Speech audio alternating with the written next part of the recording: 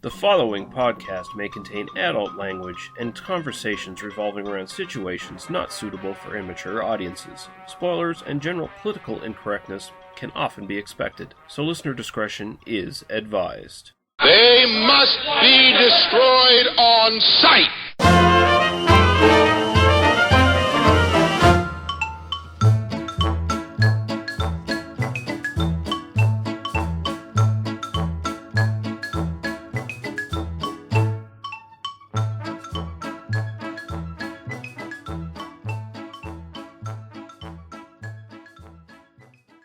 Okay, we're back, and this is episode 66 of They Must Be Destroyed on Sight. And I'm your host, Lee, Boogie Till I Puke, Russell. And I'm joined by my co-host, Daniel Dialogue Harper. Yeah, sure. I'm really only on this podcast until I can find a bigger, better deal. So just be aware of that. So we're still continuing our sex comedy series here. We got two picks from the 80s, Hardbodies from 1984, and then we'll be looking at the very obscure Perfect Timing from 1986. And also I'll be talking about a short film from the 2000s as well, just as a little additional bonus here. But how you doing tonight there, Daniel? I am doing quite well, and I had to tear myself away from the bevy of beauties that walk around my house naked constantly while I'm trying to take photographs of a wall and come down and podcast with you today. So I hope you appreciate the effort I'm putting in to be here. Although that is just kind of my day-to-day life, so it isn't unusual. I do that every week. So you should just be aware that I do that all the time. No, I understand. The many times that I've had a super cool party on my beachside residence where I just invite girls over and they just show up just because, no matter how fugly or old I am. I know the problem. That's a money issue, right? Like, I mean, yeah. the podcast dollars I'm pulling in. No. I'm with you. Just before we get into the real movies, though, like, there's a very East Coast, West Coast thing we're kind of hitting today, right? There's kind of California and New York, even though clearly the second one is not actually filmed in New York. But there's a little bit like that. That's kind of a theme I think we're gonna hit on this point today, talking about these two films. So. I think very much, yes. So I think first thing we'll do is we got a little one comment from our Facebook group. They Must Be Destroyed on Sight on Facebook. So again, to all of our listeners, if you want to get in contact with us, that's the best place to go. So go there, join for free. Nobody on there's a dick. It's a lot of fun. We haven't put up a paywall for the Facebook group yet. No, we might. So get in there now while you still can. Yeah. Mike Murphy from Badass Boobs and Body Count says, in relation to our cheerleaders and One Night Only, he said, good episode, guys. We felt the same way about the cheerleaders. Yes, Hot and Saucy Pizza Girls is the better film. I disagree. Anal leakage and all, he says. In regards to Stitcher Radio, it does not steal iTunes feed.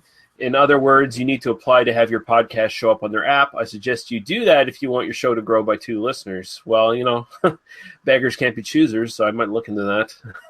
that would be like double our audience, so, I think we should do that. He says, for your information, I listen through an app called Overcast on my fancy iPhone 6. Pulls from iTunes, so no application needed. Okay, awesome. He says, cheers and thanks for all the continued free content. Fuck that paid shit. Well, no one's going to pay us for this shit, so. No, not at all. No money changes hands on this podcast. Lee pays the hosting fee, but, I'm a freeloader on this podcast. I don't pay anything for it or get any money for it. So, if Lee wants to sell ads, that's his business. I will keep showing up regardless, but I don't think that's going to happen. Yeah, I'm not going to do that. But, whatever other podcasts want to do, that's fine with me. I don't care. But if I could make a living doing this, I'd absolutely sell ads. I put part-time job kind of hours into my podcasts.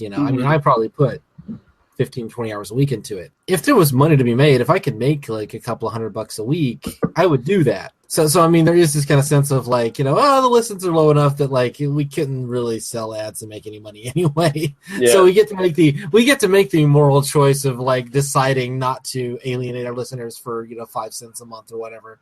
But I would absolutely sell out if there was actual money to be made. Then I'd be under the pressure to actually make a show that is like well produced and consistent. Fuck that shit. I want to have fun. So fair enough. Yeah. Although if if someone is like, if some outside entity was like, hey, this guy on this podcast is really good, we want to pay him to be on our podcast, then hey, yeah, fuck yeah. You want to pay me to be on your podcast? I'm there. I'll provide all the greatness that is me for your podcast. Yeah, no, I'm down for that. I will also do that. I will whore myself out to other podcasts if the money is right. Exactly. By which I mean if there is any money at all. Yeah, unless you're Mark Maron or fucking Kevin Smith, it's pretty much. Okay, that's it for comments, and we can go right into what we've watched in the last little while. So I'll let you go first, Daniel. I actually watched 2 films from the early 50s, both starring Richard Widmark, who our listeners might remember from Kiss of Death.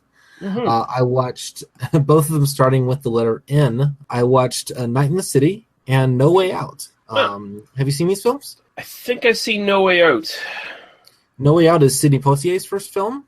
It is so Widmark plays a horribly racist, essentially gangster, a kind of low-life thug. There is copious use of the N-word, especially for 1951.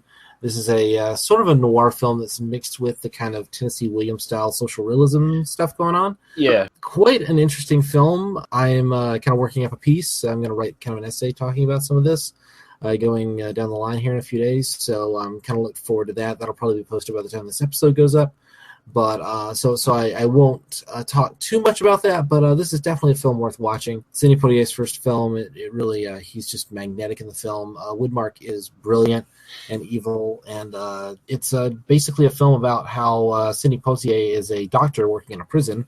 He accidentally, he basically gets a patient who is Richard Widmark's brother. The patient dies, and Widmark thinks that Poitier did it intentionally, like killed his brother, because he's a white man, and the kind of complications that ensue.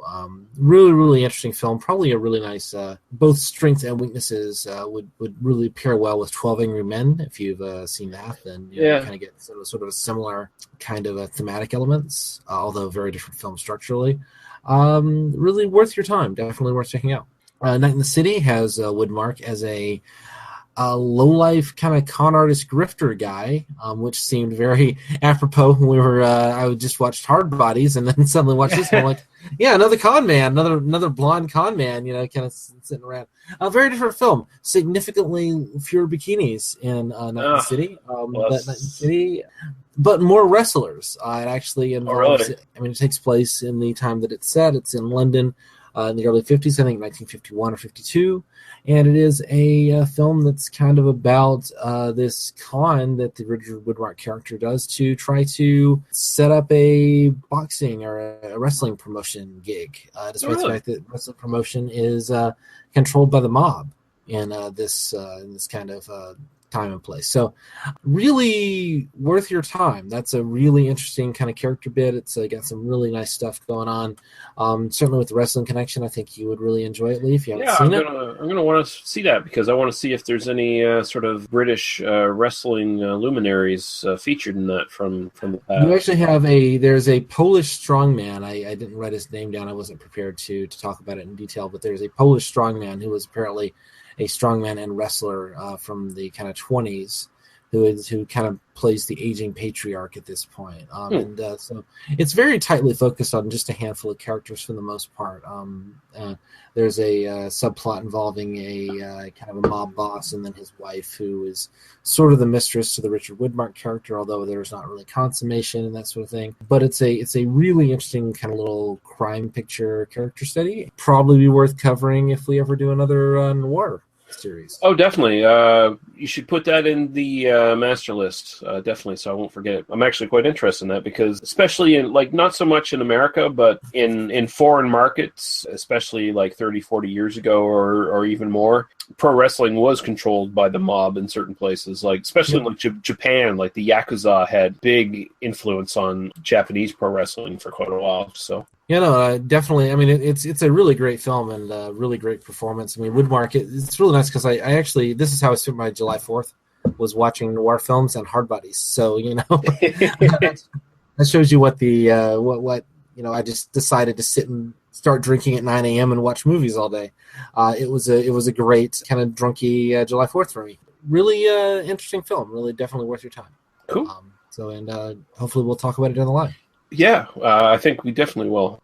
The one film I saw this week of consequence, I guess, is one that our mutual friend Jack Graham recommended a little while back on his Twitter, The Boy, which I guess was this year. It was either 2015 or 2016. I can't quite remember at the moment, but one of these creepy doll horror movies. The rewatch value on it is not very good because it's one of those ones that has a twist in the end, and once you discover the twist, it's like, okay, maybe you want to rewatch it once just to see if there's any hints, but otherwise, probably not going to watch it after that anymore.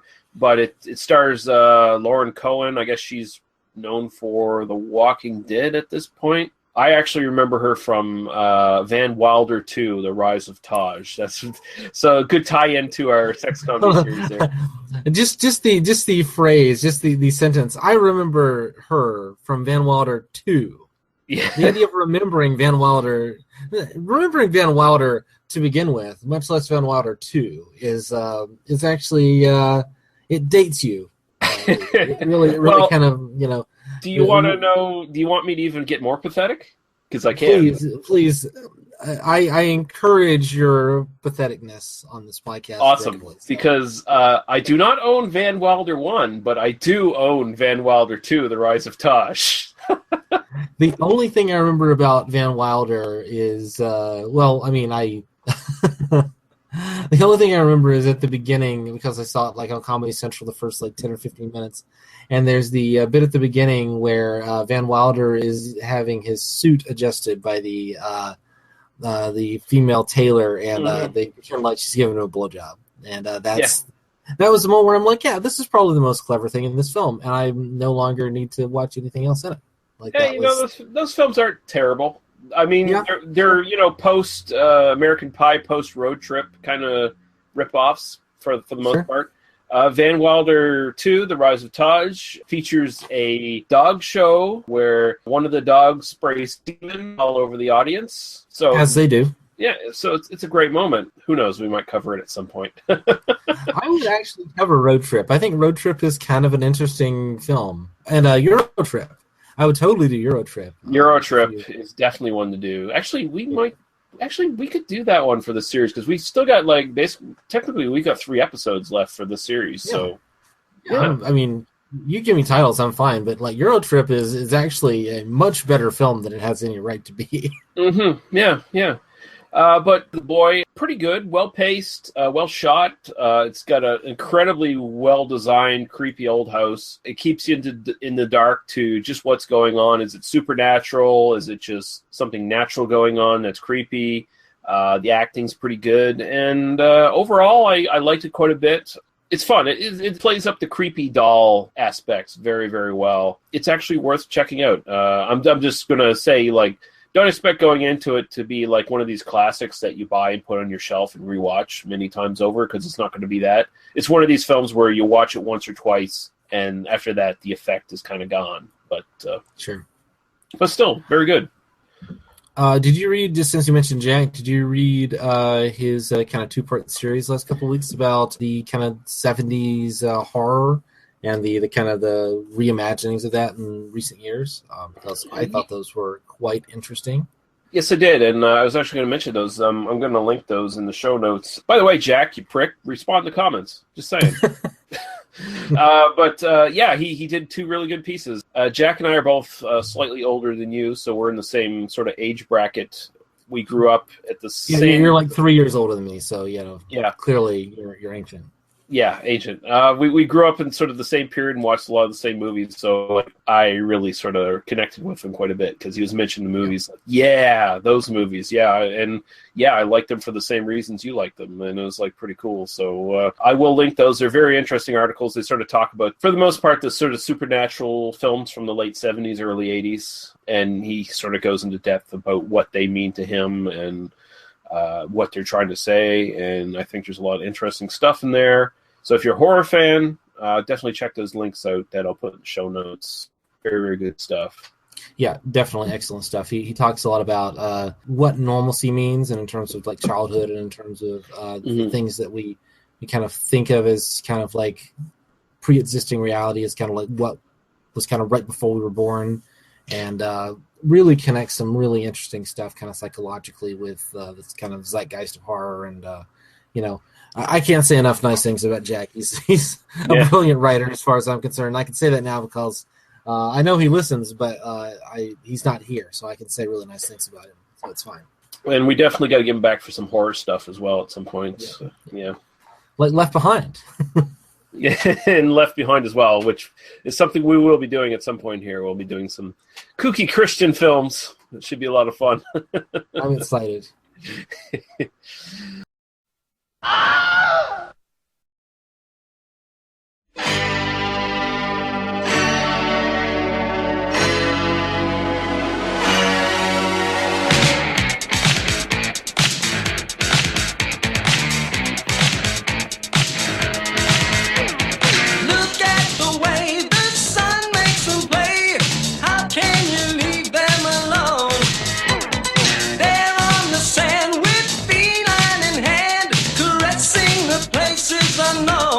Let me tell you, I know a place gonna put a smile on your face. They got the tan lines on the skin. Watch them rub it in, rub it in. Can you see the Hardbodies? They mean what they say. There ain't nobody standing in their way. See the Hardbodies do whatever they please, and everybody dropping to their knees.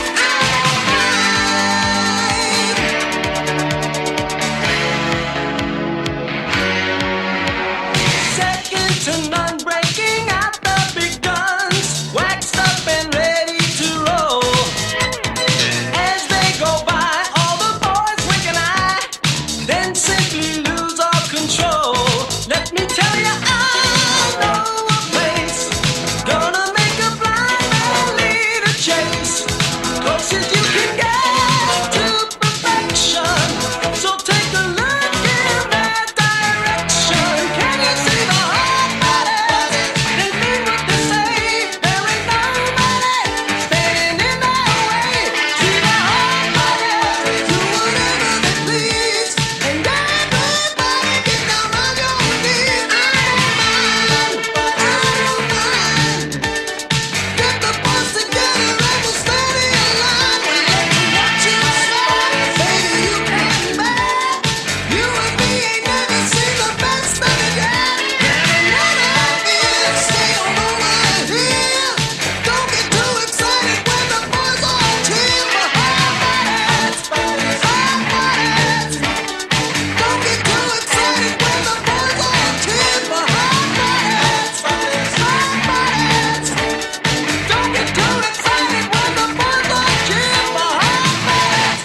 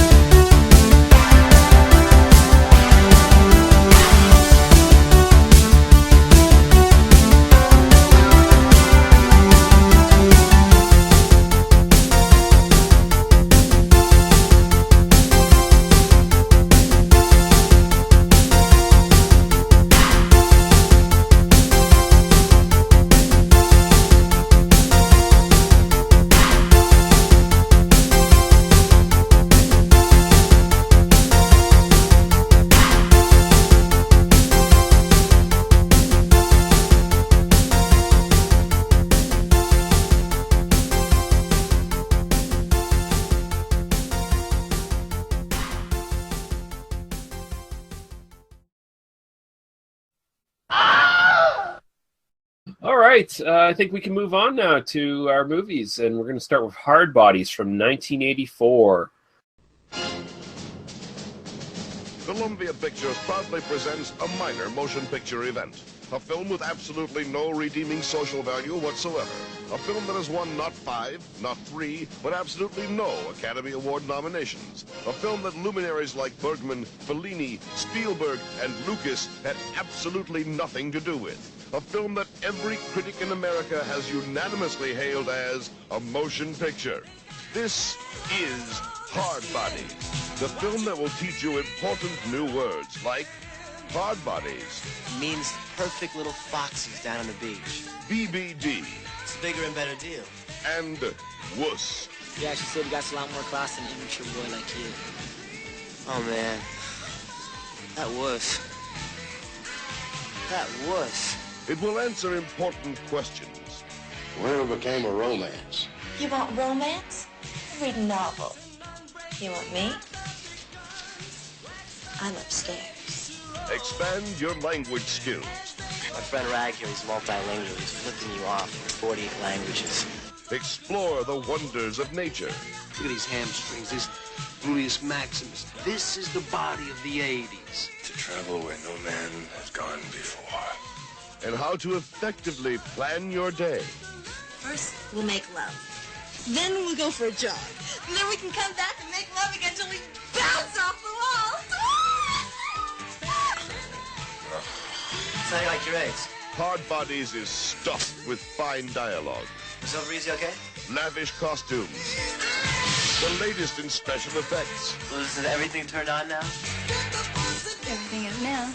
And an important message for all. Party, party, party, party. It runs about an hour and a half, raves the Encino Gazette. It's shot with movie film, just like E.T., says the Schenectady World Bulletin. And Utah Today calls it absolutely the best film we have seen this afternoon. If you see only one movie this year, then go see this one. Also, Hardbodies. If you don't know what they are, you don't know what you're missing. Directed by Mark Griffiths. Written by Steve Green, Eric Alter, and Mark Griffiths. Griffiths? Jeez, I can't say that word. Starring Grant Kramer as Scotty. Teal Roberts as Christy. Courtney Gaines as Rag. Gary Wood as Hunter. Michael Rappaport as Rounder. Sorrells Picard as Ashby. Roberta Collins as Lana. Cindy Silver as Kimberly, Christy Summers as Michelle, and Crystal Shaw Martell as Candy, and one of my personal favorites, Darcy DeMoss as Dee Dee. And I'll let you get into the synopsis there, Daniel. Absolutely. And of course, you love Dee Dee, as do all right-thinking people. Yeah. Scotty Palmer is a young, blonde, chiseled California dude who's a part-time con artist and a full-time pussy magnet. He credits his success with the ladies to his ability to sell them on the BBD, bigger, better deal. And when 3 middle-aged rich dudes lease a beach house nearby, he sees his chance to combine his love for larceny and so-called hard bodies, the general term he uses for the trim, tanned, and physically fit specimens he and those around him are so keen to bed. The 3 middle-aged men include a rich yuppie asshole Hunter, creepy pervy dude Rag, and Texas stereotype with a heart of gold Ashby. Guess which one of the 3 actually manages to maintain a decent relationship with one of the Hardbodies, and which one ends up being the primary antagonist who gets his comeuppance at the hands of the many women he's abused and manipulated over the course of the film. Also included are a pop rocky girl band, which Scotty ends up managing, sort of, a subplot involving Scotty's wannabe girlfriend coming to respect him, and a minor character who is basically a walking blue ball epidemic. Truly, this is the Citizen Kane of 80s titty flicks. Yeah, and I saw your comment there on the Facebook group about that. I was like, okay, he's either being very ironic or he actually enjoyed this film quite a bit. So I'm interested to see which one it is. So I'll actually let you get right into your initial thoughts on this one then, because of that. Sure. All right. So you got to keep in mind that, like, for me, like, coming to these like titty flicks, a lot of them I saw like on HBO or Showtime or whatever, but like I'm just young enough, like I was born in 1980, so like, and then we had like Showtime, and like, so we got it in like 87, 88 or whatever, and so that era I'm very familiar with, that like very tail end of these periods.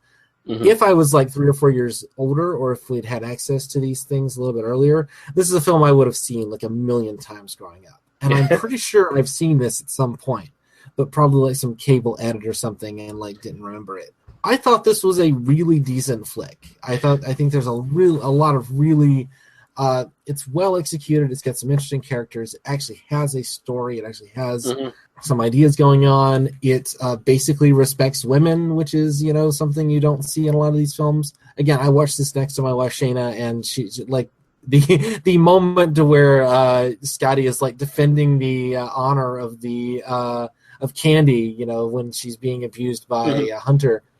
She's like, wait a minute. He's not just letting him rape her? And I'm like, no, he's not. This is a decent film. I really enjoyed this. I thought it was a really decent flick and really was worth my time. And I don't know that I'm going to buy it, but I definitely did not dislike watching it. It was a lot of fun. It gave me exactly what I was expecting. I mean, exactly everything I could have expected going into it. This is one of the best of the genre. Of the 80s titty flicks. I think it's bar none. It's one of the best of the genre. It hits all the marks it needs to. It's absolutely just flows like butter. It's not great cinema. It's not actually a Citizen Kane, but it's definitely, if you like these kinds of films, this one should be on your list to watch if you haven't seen it. Yeah, and I'm pretty sure I didn't go back and listen to the episode to check, but I think when our initial sex comedy series, when we did Malibu Bikini Shop, I think I mentioned to you that if you think there was a lot of nudity and greatness in this film, you should probably check out Hardbodies, because this one even kind of outdoes Malibu Bikini Shop. And my God, the amount of nudity in this film is pretty much fucking unreal. Can I say I was thinking about both of these films today as I was kind of thinking about what I was going to say on the podcast, and I'm like, I don't even notice the nudity anymore. Like it's just I'm 36. I have an internet connection. I can watch porn at my convenience. I'm a married man, and I have a very sexually voracious wife, and like my life is not devoid of nudity. So I'm not like going into the films and going like, oh man, I get to see some tits the way I when I was like 13 or 14. That's kind of your primary goal. But no, it's definitely appreciated when these films when they don't skimp on that. It's always appreciated. And this film does not skimp on it at all. So when I'm looking at them, I'm just like kind of comparing it to like I'm not 13 anymore, so like when I did first see this as a teenager, I was like, yeah, this is great. But watching, I'm trying to think of like other sex comedies. I'm like, this kind of beats almost all of them that I can think of for nudity. Like this, certainly of its genre, certainly of that kind of subgenre, like the beach film. It's got quite a bit. It's also a little bit more honest about kind of sex. I mean, it's got the kind of simulated blowjob sequence. It's got some. It's got a little bit more raunchiness than you get out of a lot of these things. Where a lot of these kind of films. I mean, Malibu Bikini Shop, and I mean, The Cheerleaders is another example. And a lot of these films really just kind of like, I mean, they take off their shirts and then just kind of they bounce around a little bit, and then that's kind of all you get. But you don't actually get like any kind of like dirty talk or any kind of like actual like explicit sexual content, even just on a dialogue level. Whereas this film, I mean, I'm not saying this isn't like raunchy, but it definitely kind of gives you a little bit more of that. It has a little bit more of it kind of digs its teeth in just a little bit more, which I appreciated. Yeah, well, the thing about this movie is it's not vapid and sleazy. Like you said, there is kind of a story here, so you can actually kind of follow along and actually want to watch the movie for more than just the titty parts. Even though 90% of the movie is the titty parts, but you'll still want to watch the other 10% because it's actually kind of interesting. You literally have like your two female leads who just stand in front of a mirror at one point and talk about their tits. Like, why do guys like boobs? I don't know. They just kind of lie there, and they're like playing with their boobs and stuff. I don't know why anybody likes this. I don't get it. That's something that women do all the time, by the way. I know a lot of women, and I've seen them do that just like on a daily basis. They just sit and like look at their boobs in the mirror and like jiggle them and talk about why do men like these. I don't get it, but it's one of the big questions of the universe. If only men and women could communicate better, there would be a more mutual understanding there. First off, I got to say, like, I think the characters here are all pretty well defined. Like I said, again, it's not kind of vapid. You get the impression from all the characters, like even though they're not quite three-dimensional, that they still all kind of resonate fairly well. I mean, Scotty's the ladies' man, and you get the sense that he's also kind of a decent guy. He's not some fucking sleazebag. So you can follow him around and kind of cheer for him, because every time something kind of like questionable comes up, it's because it's a misunderstanding, or someone thought he did something wrong when he really didn't. Well, I mean, he's definitely kind of like at the beginning of the film. He's definitely kind of manipulating women and kind of telling them stories, and he's absolutely trying to play these guys for money. When he gets into it.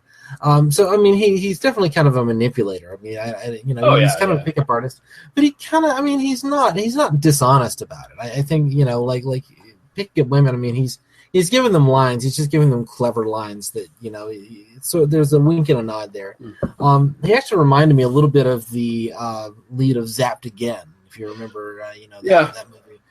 It's a very different film and a very different, kind of thing. But, there's just that kind of good-heartedness to it, and a good-heartedness to the film itself. I mean, I talked a little bit about some of the other sex comedies. The Van is the one I always come back to as being it just kind of feels sleazy. It's not that it's bad, it just kind of feels sleazy, and this doesn't feel sleazy. This just feels like kind of goofy, fun. Well, you get the feeling that Scotty's actually a monogamous guy. Like he does, like he enjoys talking up girls. Right. But he doesn't sleep with anybody else. I mean, he's got his girlfriend and that's it. But he just enjoys flirting, which I can understand. Also, here's one of my show notes: Jiggle Fest. That's the word I wrote down for it. Especially in that scene in the nightclub with the bodybuilding chick there, who just decided, hey, Rounder, come over and look at this. And there's a lot of jiggle here. The Hardbodies phenomenon. This was such a very specific moment in kind of pop culture, right? Where it wasn't enough for women to be kind of sexualized for wearing skimpy clothing. They had to be like this very particular kind of buff and tanned, and basically this is the invention of diet soda, and crash diets and so much of. So I mean, you can't lay this on the film because the film is just kind of representing this moment in history, but it is kind of slightly disquieting to kind of think and how many people got anorexia trying to live up to this kind of physical idea. Well, yeah, that's probably the only issue I had with this film is there's this kind of beautiful body elitism going on where everybody who's a good person in this film, except for maybe Rag, depending on your preference, but just about everybody in this film is a beach body, beautiful person that looks really good and is physically fit and all that. And then the quote unquote bad guys in this film are either old, wearing hair pieces, or the little group of geeks in the film who are all. Which are coded in this really weird way because they're kind of called the geeks, but they're kind of acting like bullies, but they're kind of mentally incompetent. So that there's it's just this kind of weird they couldn't make them the stereotypical jocks who are just coming around and beating people up because our lead is basically that guy and we're supposed to be extolling the virtues of physical fitness here. I would say I think that cowboy guy is definitely kind of portrayed as a really decent human being. He's one of my favorite characters in the film. Yeah, he's probably my favorite character. Yeah, same here. Actually, he's my favorite character. Watching the film, I actually enjoyed his performance, and he's this is the guy I want to sit and drink a beer with because he seems like a lot of fun to hang out with, right? And he has my seduction technique, which is just to be fucking honest. He gets the girl because no, I want to know who you are as a person, and he says I made my fortune in cow manure and cow shit, Yeah. And she's yeah, that's cool, awesome. And interacts with her as a person, and then she's if you want romance, go read a book. If you want me, I'll be upstairs. And he's all right, I guess that's all right, I'm there. All right, let's go. And the guy's also honest about his limitations because at the end of the first sex session, he's like, Jesus Christ, I don't know if I can keep up with this woman. I love one thing I really admired about the film is when I was first watching it, I was kind of oh, you're gonna spend most of the film teaching these guys how to pick up girls, and then you're gonna the big party that you're promising is going to be at the very end of the film, and really that's in the middle, and then there's a whole second half of the film, so you're almost getting two movies in one here because you kind of reach the end of one plot and then start a new plot, which is the after effects of that first party, which I really enjoyed. Yeah, well, yeah. The middle of the film's like, okay, so they put Scotty's techniques into practice, and yes, they do get some women and they have some fun, but the end of the film actually shows that, hey, if you want any sort of lasting relationships that actually mean anything, you actually have to treat the person with fucking respect. And, Right. and so there's actually kind of in this incredibly tit-filled film, there's actually a pretty decent message about relationships and stuff it's incredibly surprising considering everything, right? Right. I mean, these films. I mean, and this is something that we kind of talked about a little bit last week. And these films, you don't expect much going into them. I mean, they're kind of like, okay, yeah, it's going to be a delivery system for a particular kind of feminine beauty that is very much on display, and some hopefully funny jokes. And there's some, it actually has some meaning. It actually kind of has a point. And I appreciated that. It doesn't feel completely disposable.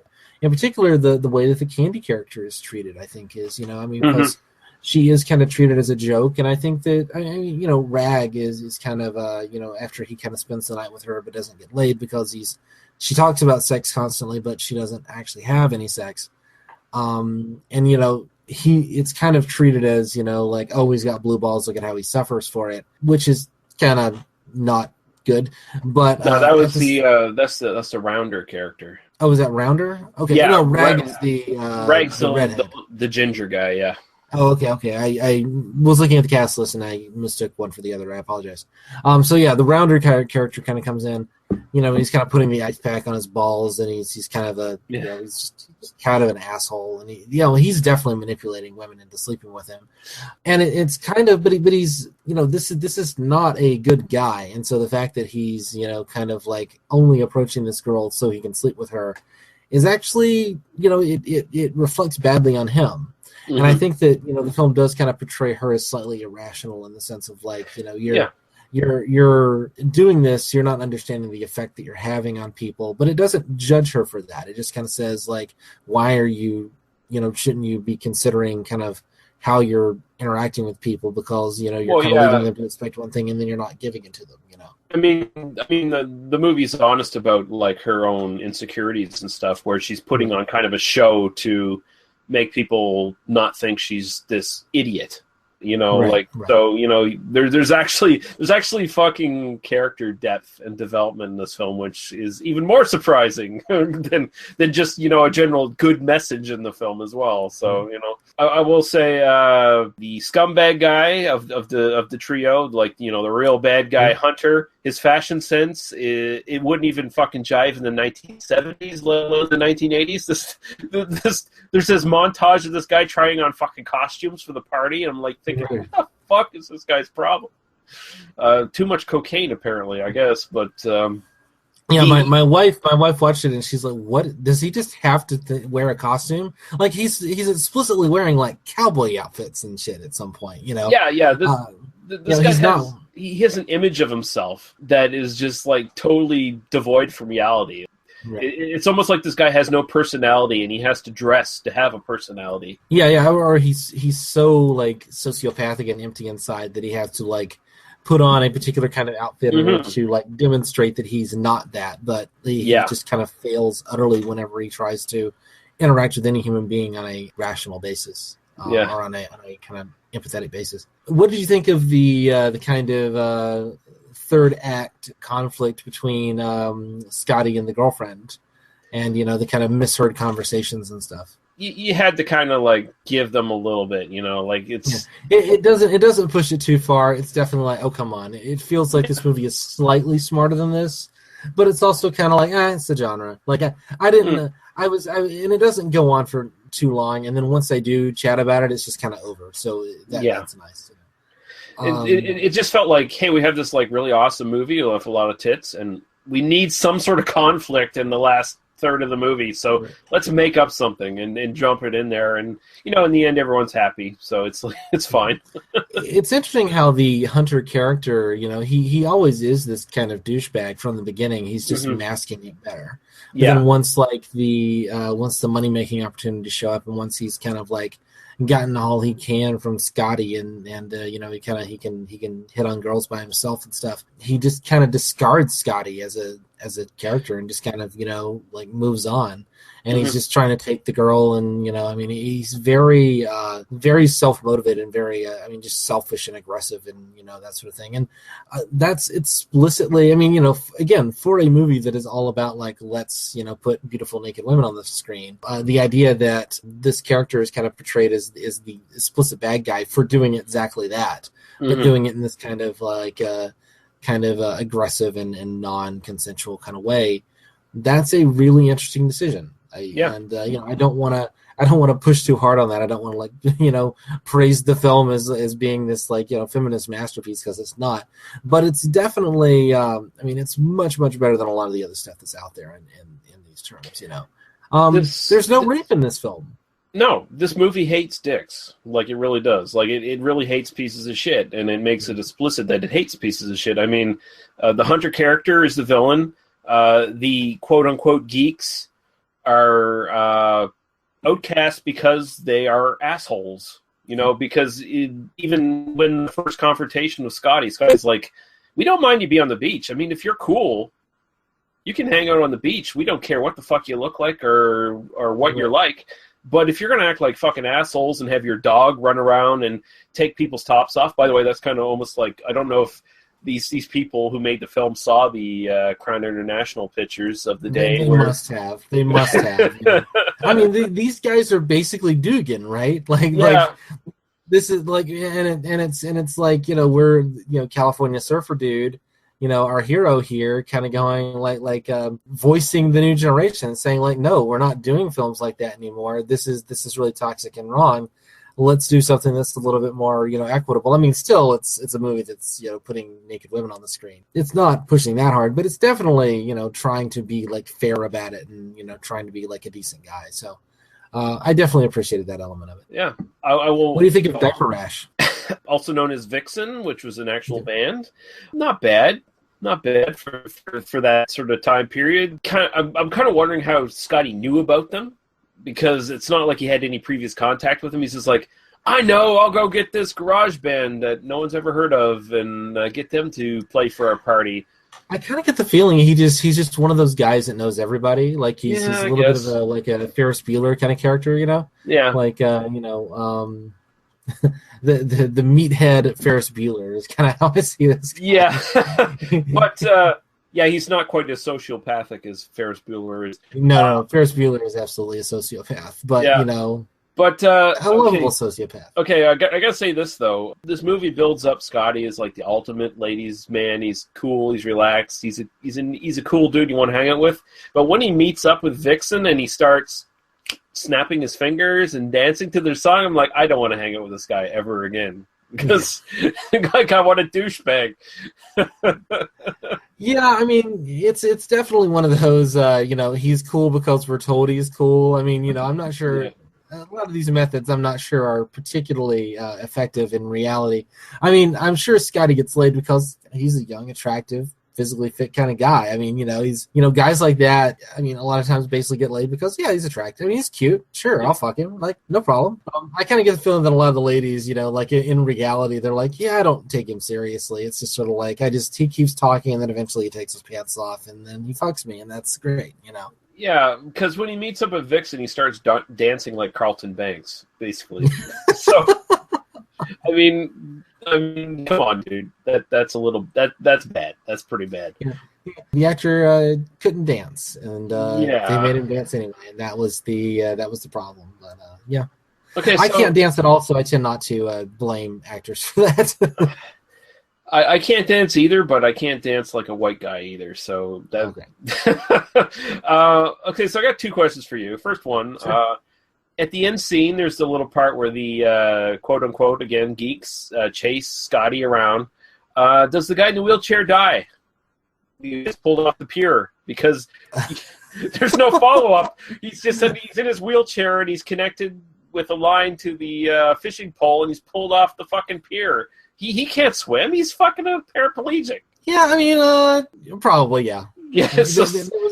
the sociopathic heart of the Hardbodies phenomenon that people who are disabled are so beneath our contempt that we just murder one on screen, and the audience will just go with it. That's the dark heart of Hardbodies. Really, the moral center is right in that moment. You're right. Mm-hmm. Yeah. And also, what do you think of? Okay, so there's the subplot where Scotty's trying to get Diaper Rash signed, who eventually become renamed Hardbodies, signed to this deal with this club owner, who's a fitness club owner named Rocco, who was obviously a gangster in a previous life, or in a current life.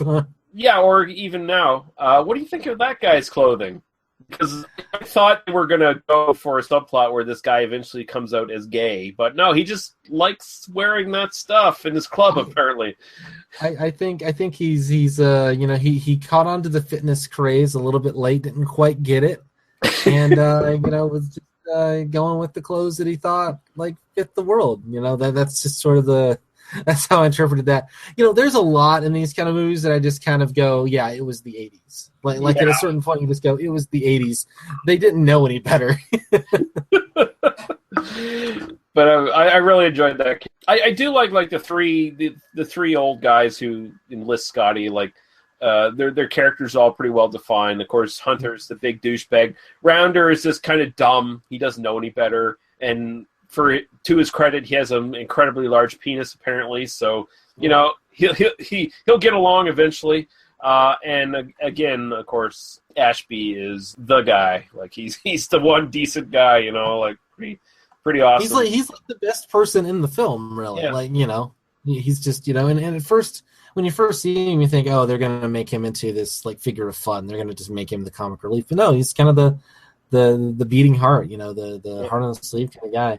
He even is he basically gets castigated by the other two dudes, and he just kind of joins up with Scotty and his friends, and is sorry, I can't do anything anymore. I'm here for you if you need me. And I just kind of always thought they're this is a lifelong friendship he's built. Yeah. I kind of imagine Ashby just buys his own little bungalow on the beach and just ends up hanging out and drinking rum on the beach and sleeping with the surfer girl for the rest of his life. I think that should lead me into talking about the sequel to this film briefly. Okay. It's terrible, by the way. No one should watch it. I noticed you didn't ask me to watch it because I kind of expected we were going to do both of them. I really didn't want you to watch it because it's such a fucking major letdown from this film. There's still plenty of tits in it, but essentially it recasts Scotty, it recasts Reg. They're still technically trying to play the same characters, but they don't necessarily really have the same backstory as the first film. It involves them somehow getting on a film shoot in Greece. Ashby shows up again. Are there terrible Greek accents in the film? Some. Okay. It's almost kind of a racist film, really, because it portrays Greece as this fucking slum where all the hotels are shit, and there's nothing but Greece gangsters running around trying to manipulate movie productions and stuff. But nice. It's terrible. I mean, Scotty has a disagreement with some other chick playing his girlfriend in that film. And it doesn't really follow the storyline in the first film at all. And it's just so fucking disappointing. And I fucking hate it. And Ashby shows up in this, like I said. And this one, he's, I guess, I don't remember correctly because I don't really want to rewatch the film to confirm it. But he's with the older sister of Christy in the first film, who was, who sold the house to them. Yeah, sure. Yeah, and she had this thing where she was talking to Ashby in the first film, where there were two people sort of more of the same age group relating to each other, which is I kind of expected that to go somewhere. That's kind of the one thing, one of the weaknesses. Not that I'm gonna blame it too much, but I kind of expected that subplot to go somewhere, and I suspect that if it was 10 minutes longer, you would have gotten a little bit more of that. Yeah, so I guess that kind of comes out in the second film, but. Don't watch the second film. It's terrible. Budget for this was less than $2 million, apparently. I can't get an exact match on that, but from some of the sources I was reading there, basically everyone I sort of read here said less than $2 million. So take it for what you will. The box office was $7 million, so it did pretty well for its time. It's a modest hit, like it. Yeah, it's fine. Yeah, and I'm good. sure, like on VHS and DVD and like TV rights and stuff. This definitely made some money. Yeah, cleaned up. You can get a 2-film set from Anchor Bay that has Hardbodies and Hardbodies 2, which is the one I own. I bought that from a dollar bin like years ago. But there's also a Blu-ray from Mill Creek, 2-film set. And this one is bundled with Private Resort. And actually, I would probably recommend people look for that one because Private Resort is a way better movie than fucking Hardbodies 2. So that's probably your better deal right there. Fair enough. One more thing, just wanted to mention before we kind of move on, is I really like the idea that the girls get the comeuppance on Hunter by using the wine trick that he's been using the whole movie on the ladies. Like I really like that they are the actors that actually kind of prove his undoing to a degree. It doesn't come at Scotty's hands or whatever. It comes at the actual woman that he's been victimizing, and I really appreciated that element of it. I thought it was really nice that was there. I also like that that Rag, the awkward ginger guy, gets laid in the end because he's a stand-up guy, even though he physically can't fucking beat up even that fucking schlub with the fucking wig. He tries, and that's enough. Right. You're a stand-up guy, sure. I'll throw a fuck your way. That's pretty much the. Although she does say in the film it was worth the wait, so there you go. Apparently, he's pretty good in bed. Who knows? He's got those ginger moves. So after this, I think I'll just briefly mention the short film that I thought of when watching this. It's called Cool Guys.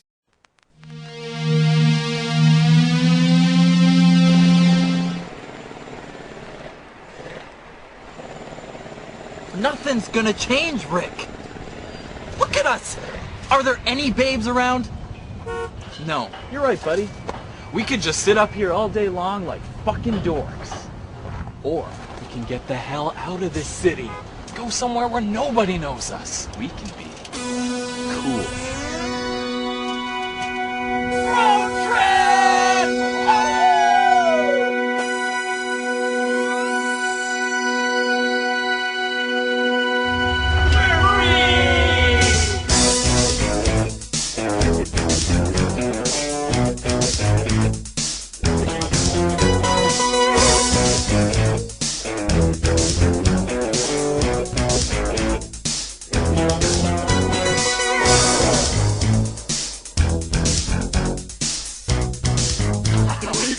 Margaritas!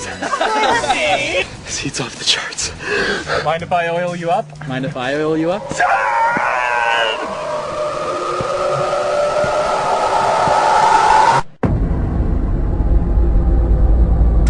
I'm Haley. Hi. And that guy over there is my boyfriend, the mayor's son. Out of my town, dorks. You ain't wanted here. Cool off! Christine! You leave her alone!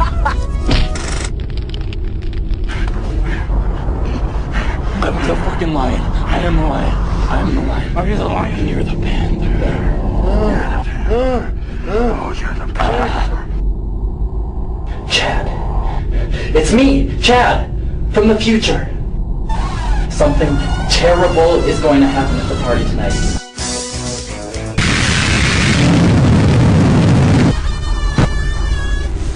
You are cool. I didn't even know what cool meant until tonight. And I think it means you.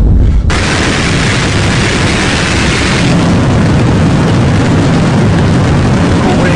No! You are my family. You will help me with this. This is what I call post-mortem. You don't know what you did. You did it while you were sleeping. Haven't you done enough damage for one day? Who the fuck are you? I'm your fucking nephew. I'm your fucking nephew, Dad. Who are you, man? Who the fuck are you?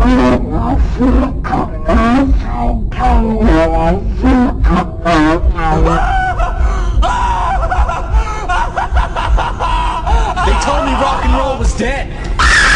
Are you out of your fucking minds? There's something wrong with Chad. Who's Chad? Don't talk to me. Never talk to me. We can't leave now. We just got here. What happened to cool guys never say die, Murphy? Fuck you! Yeah. Oh, yeah. Don't be dead! Don't be dead! Please wake up! Don't be dead! Am I dead? I don't know. I'll fucking break your neck in a fucking heartbeat.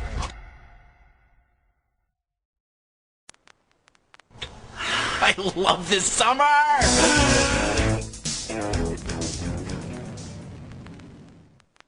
It's from a Canadian production company called Astron 6, which do sort of low-budget stuff. They did The Editor, is probably their most notable film, which is one I mentioned is one of my favorite films from the previous year. Written and directed by Astron Smithy, so that's sort of their pseudonym for this one.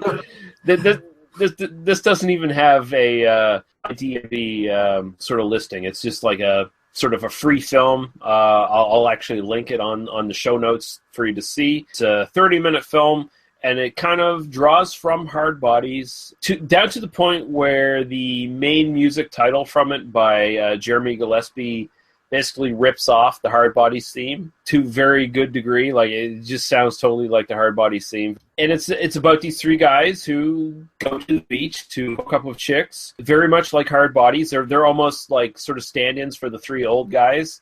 Although they just, they don't have the young guy trying to get them laid. It has an opening montage of all the attractive girls on the beach taking their clothes off and stuff. No nudity in it, but it's like all like really lurid bikini shots and stuff like that. Sure. Baywatch style action. Yeah, and it's kind of like Hardbodies on not VHS, but like home movie camera kind of quality. Yeah. It takes a dire turn at the end of the film. It's like Hardbodies meets Jacob's Ladder, essentially.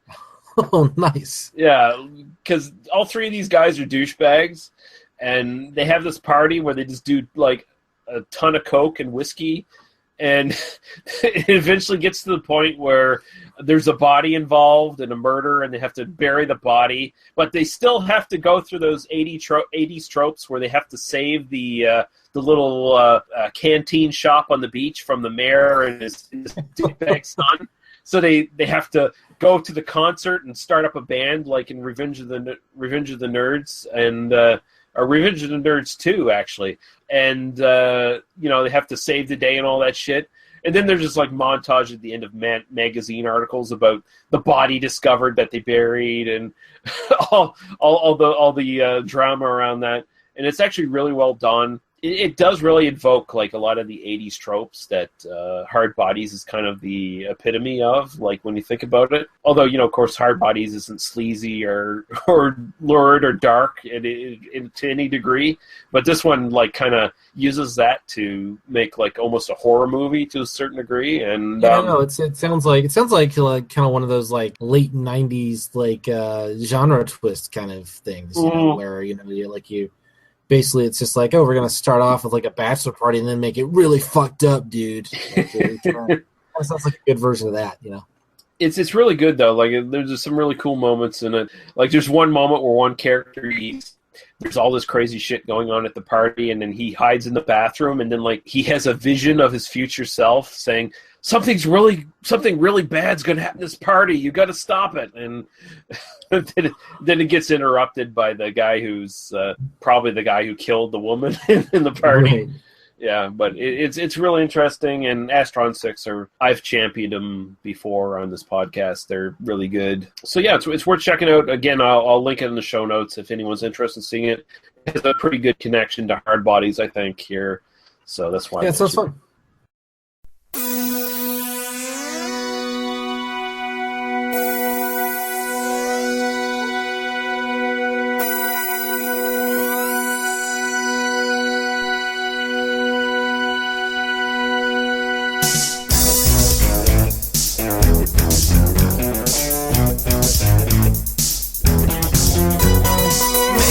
For fun, we're your number one. We're dripping here out in the sun. We know what you want, we've got what you need, and everyone's ready to come. When you walk by, we'll meet eye to eye. Oh my, I just want to die. Someone should have told you that we're cool guys, hanging on the beach all night.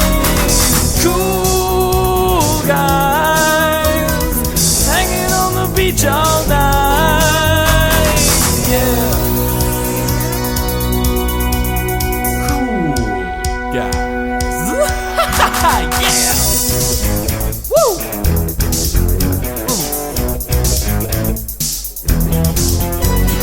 Out in the sun, I'll hit a home run. Baby, I'm ready for more. Bring all your friends if they want to come. The more girls, the more that I hum. I'm sick of playing all by myself, sitting alone while I cry. Someone should have told you that we're cool guys, hanging on the beach all night. Cool guys, making summer last all night. Cool guys, hanging on the beach all night. Cool guys, making summer last all night.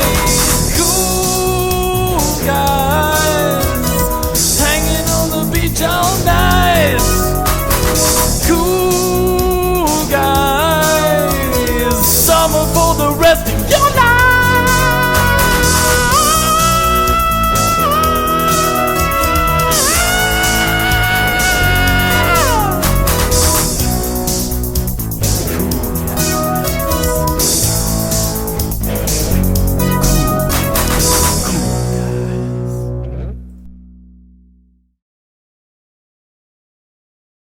I guess we can move on now to Perfect Timing from 1986.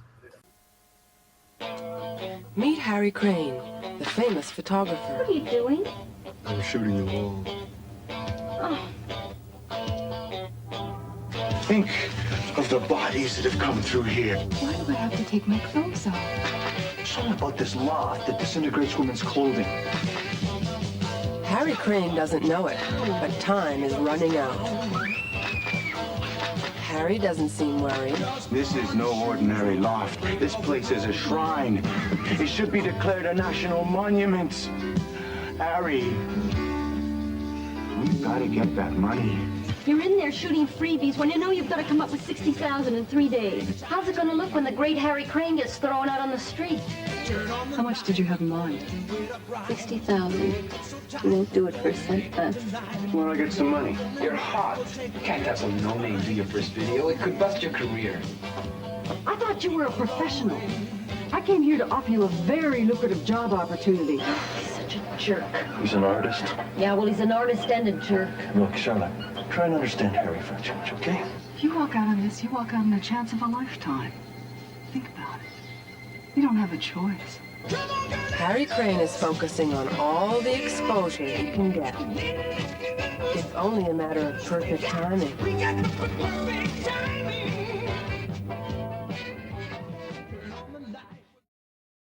Directed by Renee Bonnier, written by William De Sita, and I'll let you get right into the synopsis. Harry Crane is a brilliant photographer, or so we're told, who had a massive hit book about female fantasy some time ago, but has frittered away his fortune on pursuing, shall we say, less commercial interests, like supporting his fellow artist friends living and working in his New York loft, and taking high-end photographs of brick walls.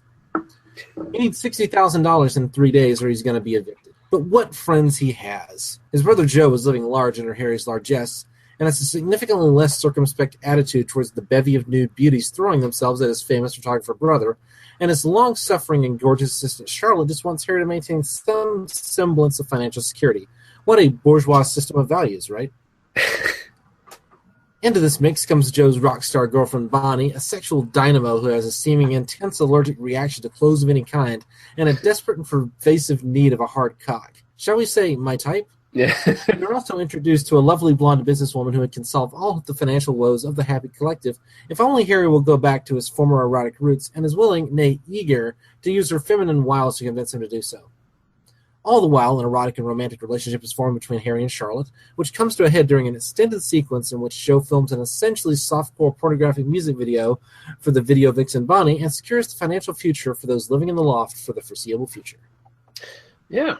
And this is another very obscure Canadian production, just like One Night Only. And of course, this actually, and I'm sure this is probably where you got this sort of connection for this one. It's produced by Stephen J. Roth, who also did One Night Only. So I think that's probably where you... Yeah, it kind of came up in my kind of recommended feed. It's kind of the research I did last week for One Night Only. This title came up. And really, not the title... It was the video box, which I saw, which had the lovely Bonnie on the cover, and I need to see this, just see what this is. Click on it, find out. It's about New York artists getting into sexy hijink misadventures, and I said, this is something I need to see. Lee, can we do this? And you said okay, and that was kind of the process by which we decided to do this film. Because, again, just like One Night Only, I'd seen this on Canadian television late night. So this is another one of those cheapies that they picked up to show all the time. So I do remember this one quite fondly. I would suggest that this could have been retitled All Photographers Get Fucked or Invasion of the Merkins, one or the other. Although I don't think there's actually any Merkins employed. I think this was all natural bush. No, I doubt there's an actual Merkin. I think this is pretty much, this is all organic. Yeah.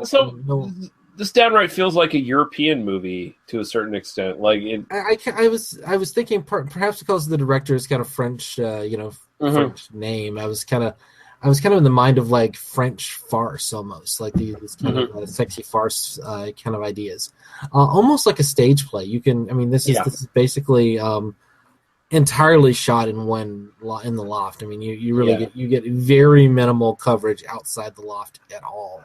Yeah. And for the most part, it's really just kind of like some exterior shots that are clearly like second unit shooting in the streets of New York, and then you get some very very brief outdoor scenes. But for the most part, the entire film takes place in this one set. Mm-hmm. Yeah, I would dare say there's not even any shots in the streets of New York. I think it's all skyline shots because you see the Twin Towers. It's all skyline. Sorry. The rest of it is. I'll just say like just being Canadian and seeing a lot of Canadian exploitation films. Clearly, this is all Montreal. Yeah, all the inside stuff is Montreal and.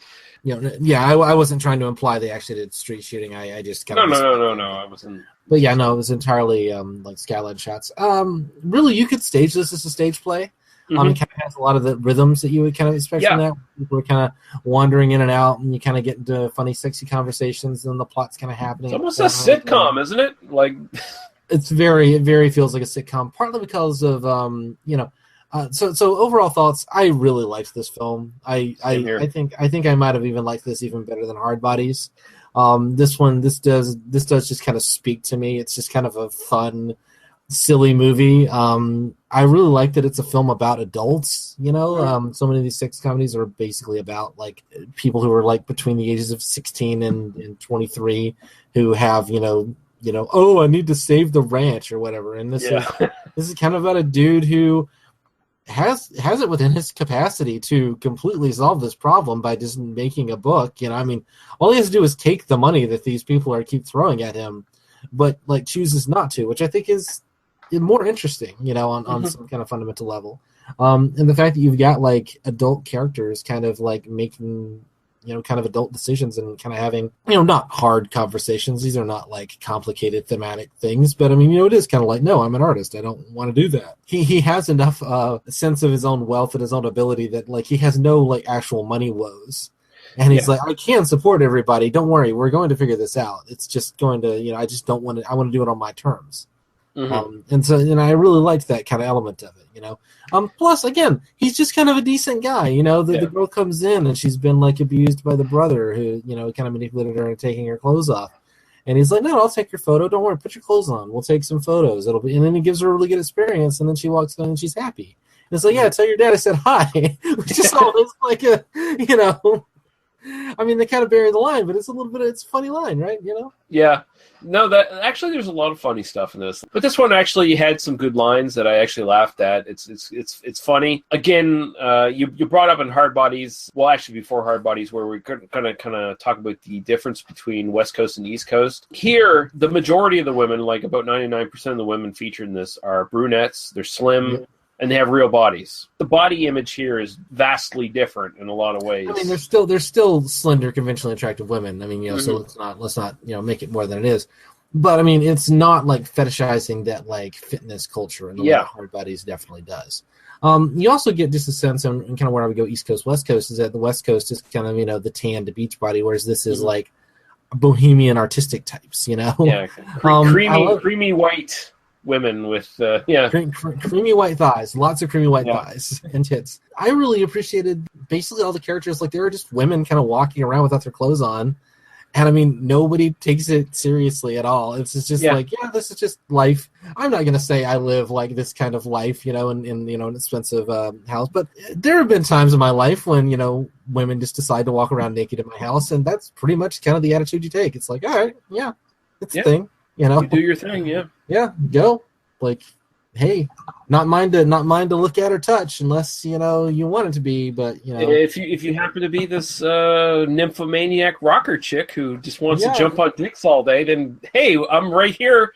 You take off that incredibly uncomfortable, sweaty-looking leather one piece that you were wearing initially in the film, and you never see again, and then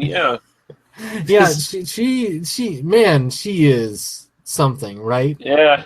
This is like one of only like maybe 2 or 3 roles she had. She had 3 roles. She was in a movie called Breaking All the Rules, which I'm definitely gonna have to see. Which I think was the previous one to this that the director did. I think. Yeah, I think so. Yeah, and then like in 2000, she has a bit part in some TV movie, and then that's it. Yeah. And I honestly this is. I mean, I talked about this a lot last week, so I'm not gonna. This is, again, we kind of talked about it, another one of those, like, basically is on its way to becoming lost. Like, it's only available on VHS. We watched this VHS rip, which is pretty good quality, the version that we found. Yeah. I also hope you include a link in the show notes to the downloadable version. Again, I normally wouldn't do that and encourage people to pirate these things, but there's no real legal way to get this. There's no other way to get it, that's the thing. And this is, I think this is better than One Night Only. No question in my mind. I think this is. It is. It's better acted. It has a better story. I think this is actually worth like taking the time to download and watch. If you're listening to this podcast, I really liked the girl in the cast in the plaster. So you've got an artist who's a sculptor. I didn't even list. I was just going to list all the characters in the synopsis. And just went, we'll talk about it in the episode. It's fine. But you got this artist character, this sculptor, who Ziggy, who is. Apparently trying to encase people in plaster, and then like uses a flower because he's run out of plaster of Paris. Yeah, and then can't get the poor girl out of the plaster, and so she spends the bulk of the film in the plaster, kind of gradually being exposed as he kind of finds ways of like breaking through little pieces of it. So like what a great sex are exposed, and then like what a great sex comedy gimmick like that. I think that ranks up there as one of the best. Oh no, it's totally like one of those things. Again, it feels like a stage production where you could just kind of have her on stage, just kind of sitting there, and then like Riley commenting on things. I mean, one thing I was struck by is like this is again another case where the aesthetics of the '80s are kind of getting in its way a little bit, particularly with some of the musical score stuff towards the first half or so. It definitely decreases as the film goes on, but some of the score, some of the music cues and the sound cues are just awful and just like completely distract from like the stuff that's in the film. That is kind of a problem, especially the '80s film, where there's just constant music in the background all the time, and you don't need it. And again, it plays to that kind of like '80s sitcom aesthetic, which you kind of put your finger on, where it feels like, we have to tell people there's a joke here, or else, I kind of wish that this had been made like 10 years later, because if this had been like part of that like indie boom, if this had been like, contemporaneous with like Reality Bites, there could be like a really interesting like kind of indie '90s comedy, or even like shortcuts or something like that. Like it reminds me of it. I mean, it's one of those like ensemble. Like, I mean, you could easily imagine a like '90s ensemble like characters drama comedy That's this could be an early David O. Russell film, basically. Yeah. It's not hard to imagine a flirting with disaster, but like this kind of idea. We're kind of damning with faint praise. This film isn't far from that. It's just not doing that thing, It's clearly kind of a low budget. It's there to throw tits at the screen, but it's telling a story, and it's got some really interesting stuff in it. I really like Ziggy. Ziggy's a lot of fun, just kind of walking around. I like the Harry character. I think he's kind of an interesting kind of guy. Yeah. I like the performance. I like the relationship he has with his assistant. I really like the advertising for the catalog lady who kind of I forgot. I kind of rewatched a little bit of it this afternoon, and the first time I watched it, I'm like, oh yeah, this is kind of subplot. It takes up a good like 20-30 minutes of the film. This kind of chunk of the woman seducing him essentially and trying to get him to take photos for the catalog, and like she has to like offer him $60,000 and sleep with him, and he's still like, no thanks, fuck you guys. I'll sleep with you, that's fine, but I'm not gonna. Did I even list the cast of this? I don't think you I didn't. did. No, you listed the writer and director, and then did not list the cast. And all right, sure. Oh well, whatever. There is like semi-contrast here between silly sex scenes and then this like straight up softcore. Like Harry has the straight up softcore stuff with the advertising girl there, Lacey or whatever, Nancy Caesar or whatever her name is, and her and his manager, of course, Charlotte at the end. But then you have all these like fun, energetic sex scenes. The one with Bonnie, where she just basically jumps on his face. like this is the only kind of sex comedies from this era that I can think of that actually has like face writing on it. Yeah. I mean, this is straight up raunchy, particularly Bonnie. I mean, Bonnie is just like, I'm amazed that actress did not go on. I mean, maybe she just didn't want to do it. Yeah, want to do it. I mean, maybe she just wasn't really an actress, and this is just kind of who she was, and just kind of, I mean, who knows? Maybe she also ran into that situation of like all she could get were these kind of roles, and she wanted to do other stuff or whatever. One of the things that we run into in these kinds of films, and in the particularly in straight up pornography, is people do it for a little while. They kind of build a little bit of a name for themselves, but then basically you put your clothes on and you change your haircut, and you can just go on and just be a regular person again. You know, I kind of suspect that's what happened to her. Is she just kind of went, I did a couple movies, I don't really like it, and then moved on. And the one thing I was surprised by is how little information there is about this film. Like, I mean, there's just no. Oh, you know what I had to go through to get the trailer to this one? I had to find someone who had an obscure trailer reel of several different trailers from this VHS company, and I had to rip that from that reel to get this trailer. Well, the song that I think we've decided you're gonna. I literally ripped the song from the film. Yeah. So the version that you're going to hear actually has like the dialogue sequences from the film. Then I went and I was looking at like, clearly this is like a recorded song. Like this is not like, I mean, it's made for the film clearly, but it's also, it's there. Somebody went, there's studio time, like there's money, like somebody owns the rights to this song. Yeah. And I can't find any information about this song whatsoever. I was looking at the credits, and I mean, the song's called Building Up, and like some of the lyrics in is like looking for a muscle or whatever that will stand up. Looking for a muscle that will stand up all night long, which is clearly in no way a double entendre. No, of course not. But like the music director or whatever on this film, Marvin Dolgay, apparently wrote this song. And I was looking at the end credits here because I wanted to get like the name of the person singing. And it's like, I can't just because the quality is just a little bit too low, I can't even decipher who actually sung it. It was just like, okay, so I have to go with Marvin Dolgay as the guy who did the song, basically. Right, yeah. So, no. I mean, that would be definitely interesting to see because clearly it's not. What's her name? Papushka. Papushka, yes. Papushka Dimitro is actually her full name.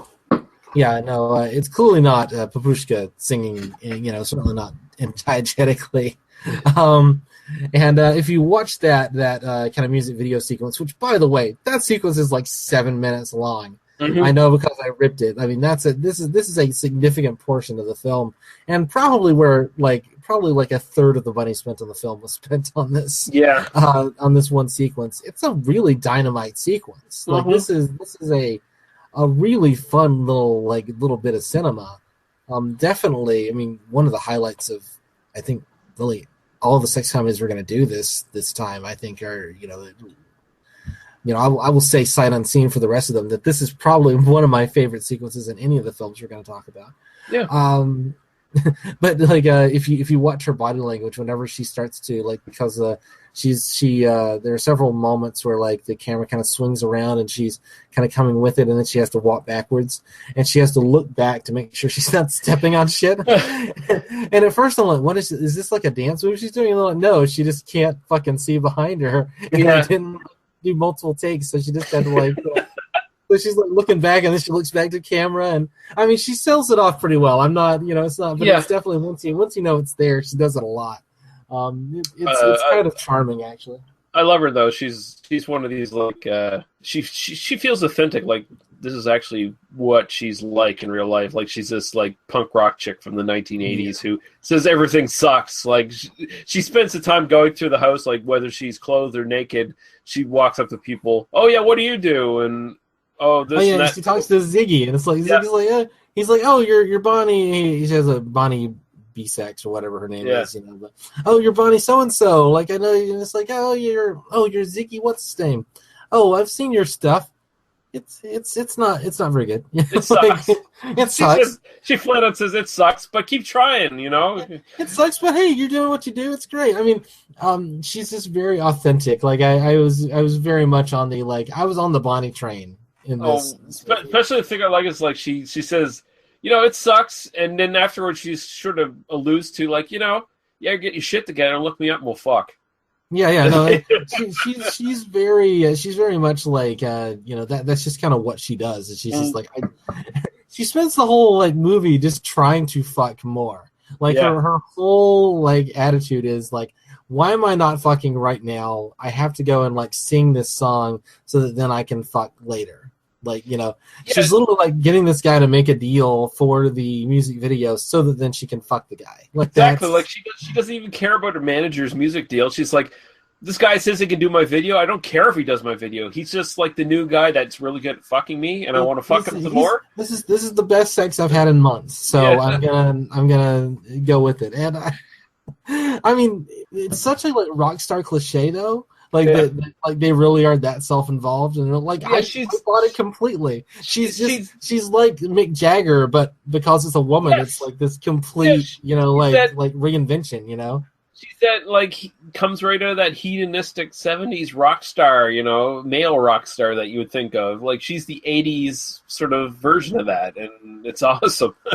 Yeah, no, it's great. I mean, no, she's such. I mean, and the actress is great. I mean, obviously she's fucking gorgeous. It's that kind of movie. I mean, literally she walks in and within a minute she's taking off her clothes and is just completely naked. And she spends most of the film in very little to no clothing. And as do most of the people in this film. Quite honestly, this is a film. I think every scene has nudity in it. Like pretty much. It is constant.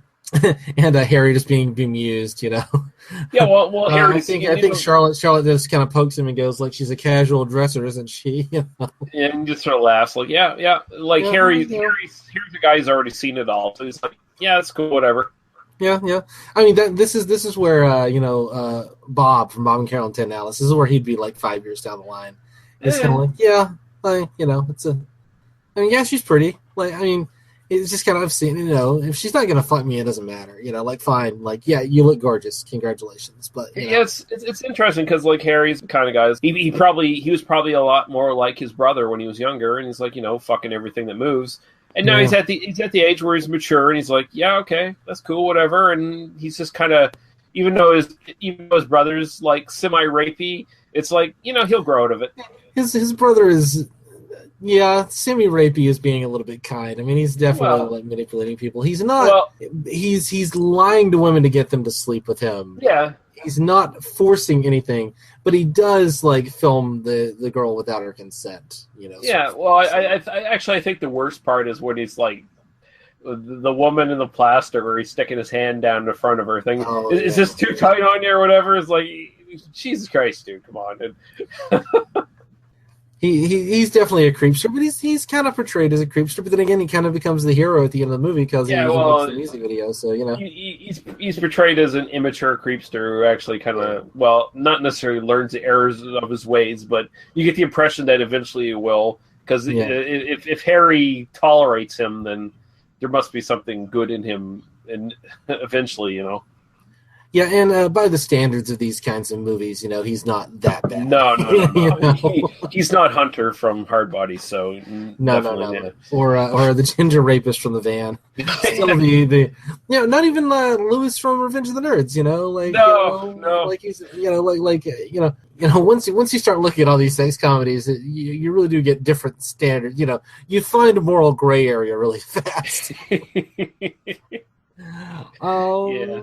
Yeah, what did you think of the overarching plot, which is, the kind of impending eviction sort of thing? And I kind of connect it to, all those, like, the ski houses is, we got to it's basically that plot, but it's also kind of like, yeah, I'm an artist. They handed a piece of paper to me, but I couldn't be bothered to read it and sign it. And so now I owe $60,000, Yeah, well, this one, it doesn't feel like there's much... not that any of these other movies feel like this, but it doesn't feel like there's that much intimate sort of danger to it. Like it kind of feels like that's the plot point that's going to drive the plot, and then you get into the characters and you're interested to see what the characters do. Whereas with some of these other ones, maybe it's a bit more important. And it's kind of weird. This is 86. Hardbodies was 84. But this feels like a movie that was made in like 1978, 79, just because of the way it looks. Yeah, I mean that's kind of the kind of lower budget, kind of all interiors kind of thing. Yeah, so when I look at it, it almost feels like it's the proto version of those kind of like we have to save the surf shop, we have to save the drive-in kind of thing. I almost see it. I mean, I don't disagree with you, but I almost see it as kind of like the other end, where it's like we've seen that plot enough times where now we're just going to do like it kind of comes from this like domestic reality, it is kind of like middle-aged guy who like just couldn't be bothered to, sign his name to a piece of paper as opposed to like the evil land developer is after this apartment or whatever. It would be easy to write a really stupid version of this, and this, it comes out of the character as opposed to being some kind of artificial thing that kind of, which again makes this. I mean, it's hard to give it like too much credit, but it feels like a real movie. It does not feel like this kind of contrived plot that's just there for shits and giggles. I mean, it actually has this kind of like a very clear through line, which I like. And everything in the film is kind of there for a reason. The various elements, the various kind of women who kind of wander in and out, each have kind of they reveal character of the other people in the film, or whatever. The girl in the plaster kind of acts as like a little bit of comic relief, but also kind of it portrays this world like this is just kind of where we live. It kind of reminds me a little bit of like Empire Records, where you've got like the guy who has to sit on the couch for half a day, that sort of thing. It kind of has that kind of feel of that sort of thing. And again, it's not written in this like really intensive, like character based way, but it's fun, it's goofy, it's heartfelt. It doesn't mean much. But you do get a dick shot, so you a little bit of gender like 2 or 3 dick shots. Yeah, you get the guy in the snow, which is I always like seeing naked people in the snow. It's you notice they're jumping in the snow. And there's like actually steam rising from how hot their bodies are. So they just jumped off like a warm fucking room to right to the snow. It's like okay. It's like that's how horny Bonnie is. Like she's like, I gotta fuck this guy in the snow, Yeah, if you're gonna fuck Bonnie, you might want to take her back inside because you're not doing anything in that snow by the looks of things. Just saying, just say it. There are more ways to have sex than just with your cock, but we'll. Yeah, but I don't think Joe knows too many of those though, because he seemed pretty surprised when Bonnie sat on his face. Yeah, you gotta get Harry. I bet Harry's got that down though. Harry knows, but Joe is like confused, and Bonnie's like, just breathe out of your ears while he's fucking me. She's really like mean about it. Like she's like, come on, somebody fuck me already. I just want to fuck. There is no small talk between Bonnie. It's like, are you gonna fuck me or are you gonna fuck me? One or the other. I kept expecting Dean Stockwell to show up and go, "Here's to your fuck, Bonnie." Here's to your fuck.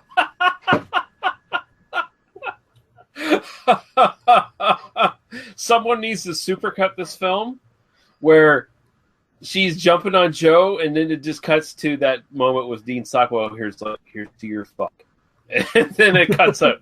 Someone just put that one part in the film, and then release the film. Doesn't have to be anything else.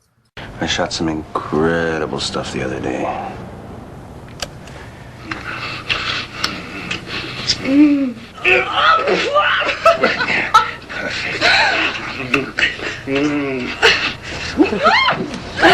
Great, Joe. Really great. We're here, you know that? What are you doing? I give up.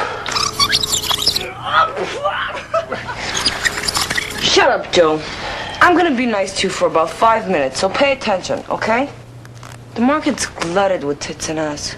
Who really gives a shit? You gotta do what Zach says. You gotta blow people's pants off. Yeah? So how do I do that, huh? Me and my girls will take care of everything. Now, come over here and remind me why I spend so much time with you.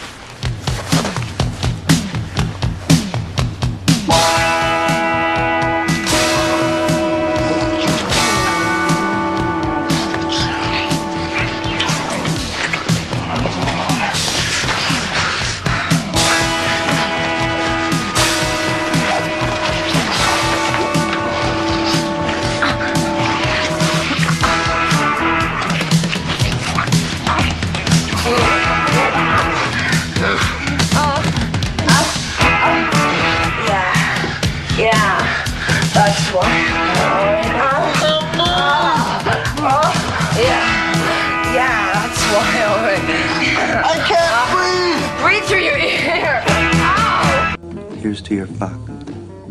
Cheers. Cheers. Wow, suave, man. You are so fucking suave. Yeah.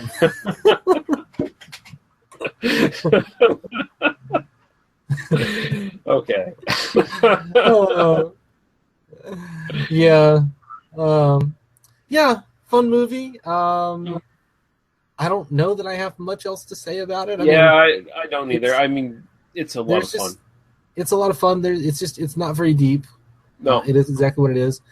Kind of, you could see, there are a lot of the Skinemax films I watched in my kind of 20s that sort of have this slightly more artistic bent to them. So this kind of felt like kind of a genre I was kind of familiar with and kind of comfortable in to some degree. I mean, where basically it's like, we're kind of making an excuse to put, women half naked for the entire film. But, it's basically just, we're going to tell you a little bit of the story while we're at it.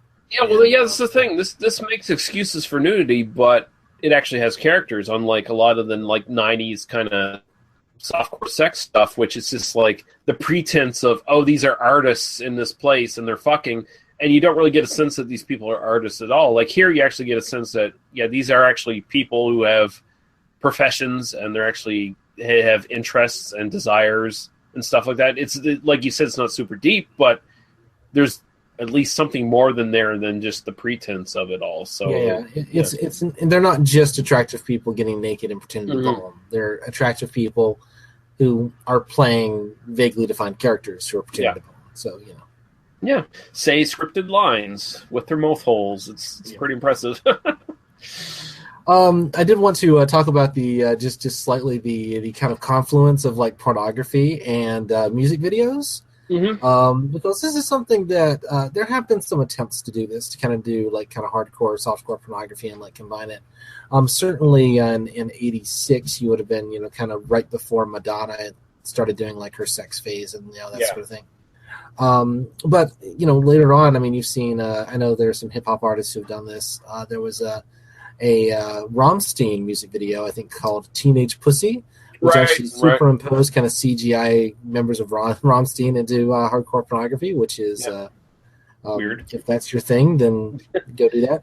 But for the most part, this is not like a ticket to like massive success, and certainly in '86 when the internet wouldn't exist, and you would have had to sell this stuff in like skeezy video stores and stuff. Probably would not have been a big thing.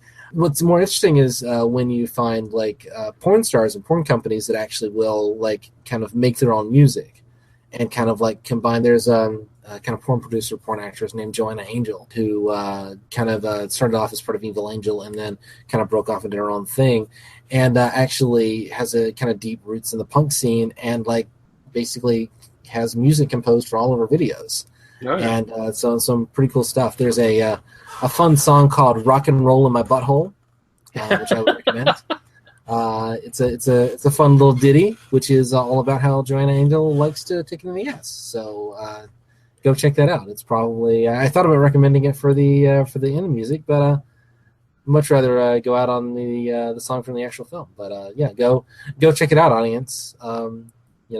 And make sure to look for the one with Joanna Angel and not because there's another Rock and Roll in My Butthole which isn't related. Well, send me the link and I'll put it in the show notes. Absolutely.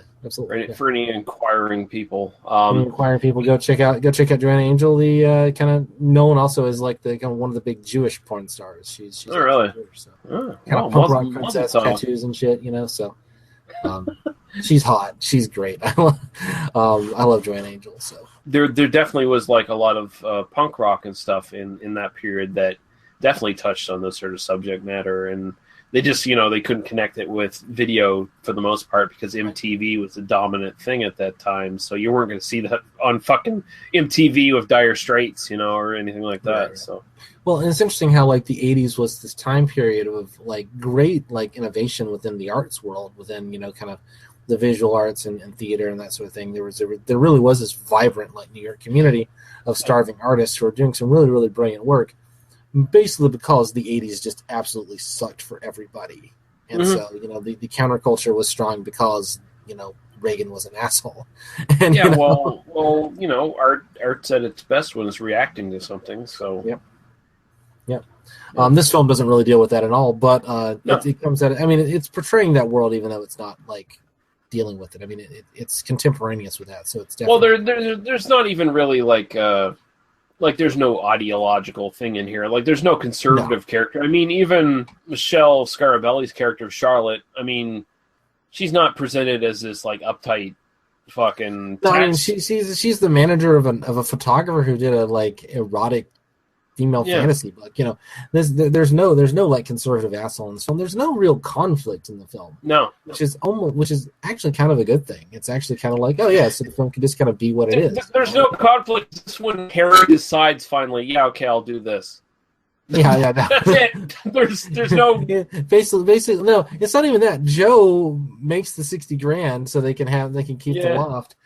Harry's big decision is like, oh, I actually do want to fuck my manager, and she's like, I want to fuck you too, and then that's the music video is interesting because like the music video is intercut with Harry and Charlotte kind of having their love scene, and the love scene is clearly like taking place in the middle of the party, but Harry and Charlotte are so fucked up on whatever they're drinking that they have no like memory of it later and don't even remember the fact that like there was a party and that the cops came in. Yeah. And, the music video, I am just going to say this on the podcast right now. I am pretty sure that the extras were basically taken from like fetish clubs, alternative lifestyle clubs, and punk clubs. Like you look at them and they look like real fucking punks and shit. Like, hey man, it's the streets of Montreal. They probably just pulled extras right from the fucking street corners. I apparently need to come visit Montreal. I mean, Montreal is that kind of place. Nice. Maybe not so much as it was back then, but there's still like Montreal strip clubs and stuff like that are pretty notorious. So. Yeah, I mean, clearly it was like they hired a bunch of people who were happy to come and get on camera and take off their clothes and kind of had this alternative look. And it's funny how much like the fact that they don't look like kind of toned hard bodies, they look like kind of punk kids. Yeah, sells the reality of the film and sells the like it really is like it's a really great little scene. I mean, I actually sat and watched that little music video like 4 times. Although it's a really fun little sequence. Although I will say it's set like the movie's 1986. It sells 1980 like 2 better than it sells 1986, but still whatever. So yeah, I mean it could be a period piece. This takes place like 4 years earlier. Could be, yeah. I won't think too hard on that, but I think we're both in agreement. Both these movies are definitely worth watching. they are worthy sex comedies for you viewers out there. So, do you have box office information for this film? Do you have any other information about this film? Like I said, I could not find hardly anything. Like I said, I actually had to go to pains to get a trailer for this fucking film.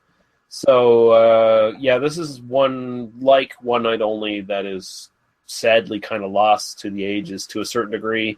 I would definitely recommend the link I'm going to share that Daniel shared with me to download this and watch it. Fucking do it, because it's actually worth your time.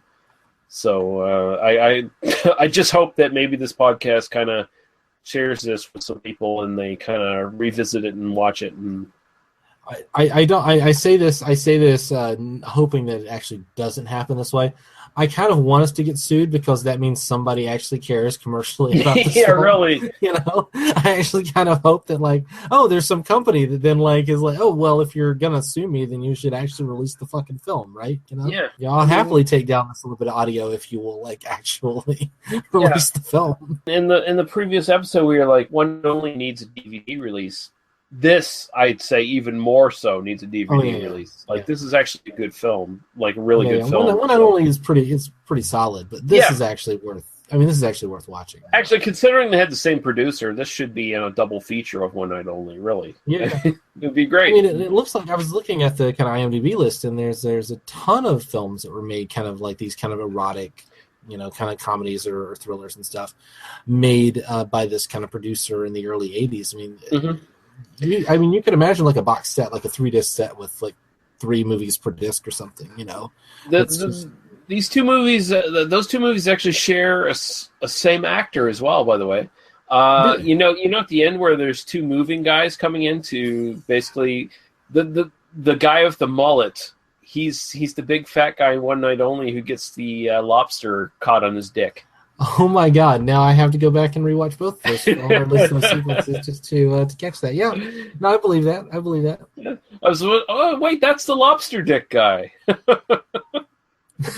So yeah. Daniel, tell everyone where they can find you on your interweb, on the multiple platforms and places that you are now exposed on the interweb. I am exposed in many ways on the internet. Probably the best way to do that is to go check out oispaceman.com. That's oispaceman, all one word, .com. I do a Doctor Who podcast and a Red Dwarf podcast and some other stuff with my wife. I also write kind of weekly or bi-weekly at ruditorumpress.com. And if you just want to find me on Twitter, I'm pretty active on Twitter these days. I'm at Daniel Lee Harper. So go check me out there. Exactly. For the rest of the stuff, listen to the trailer at the end. It'll tell you where to go. Please go to our Facebook page. I encourage everyone who's listening, if you're not already part of our Facebook page, please go there. Leave us questions, comments, suggestions for movie reviews, anything. Whether it's criticisms or praise, whatever, we accept both equally. And we listen to everything, and we try to respond to everybody. We're really enjoying the sort of increase in audience that we've been getting. It's been a lot of fun. And we want to keep it going. I don't know quite what we're doing next week. Perhaps Summer Job and Odd Jobs, maybe. That might be the one. Odd Jobs? I mean, you kind of recommended Odd Jobs, and then you were kind of pulling back on that a little bit. You mentioned Bikini Car Wash Company. We could do Bikini Car Wash Company. Yeah. We'll figure something out. We'll do Summer Job and something else. Yeah. And we'll let you know on the Facebook page ahead of time. Yeah, you gotta go check out the Facebook page to find out what we're watching this week. Yeah. Do it. But until then, thank you, Daniel, for joining me. Always great to be here, especially when we're talking about 2 actually pretty solid, decent films. Yeah. It's a lot more fun to talk about good films than it is to talk about really shitty ones. Well, I think at some point we're going to have to do an episode where we talk about shitty films explicitly. Yeah. And then that will probably be a lot of fun as well, just to vent. And, it's fun to vent too, but it's the worst thing is when I'm just kind of like, it's fine. Yeah. You know? The worst are just films that you have no feeling about at all. Like, yeah. And again, thanks everyone for listening, and we will see you. See ya.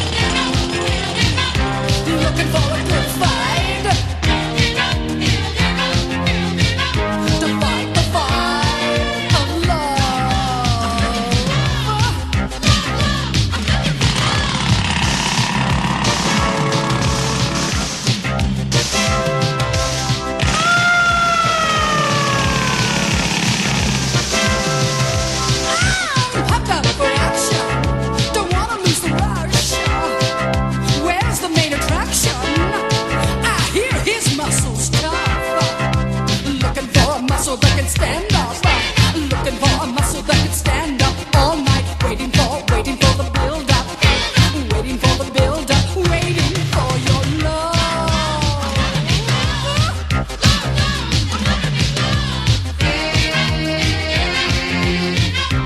Looking for a good fight.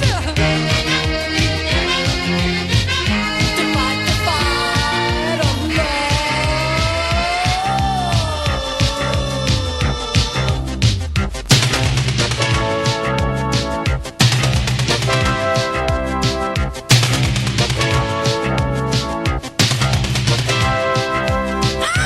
hooked up for action. Don't wanna lose the rush. Where's the main attraction? I hear his muscles tough. Looking for a muscle that can stand up. Looking for a muscle that can stand up all night. Waiting for the build up. Waiting for the build up. Waiting for your love.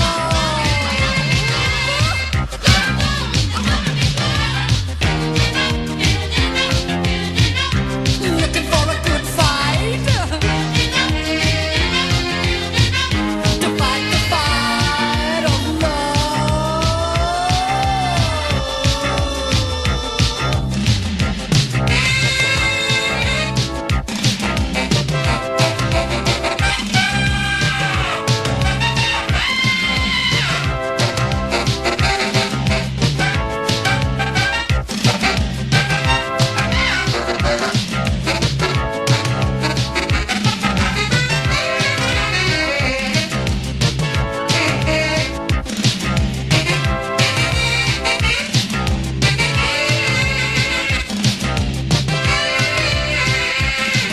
slipping off the wet curves. Rivers running hot sweat. Pounding down the home stretch. Sliding off the night edge.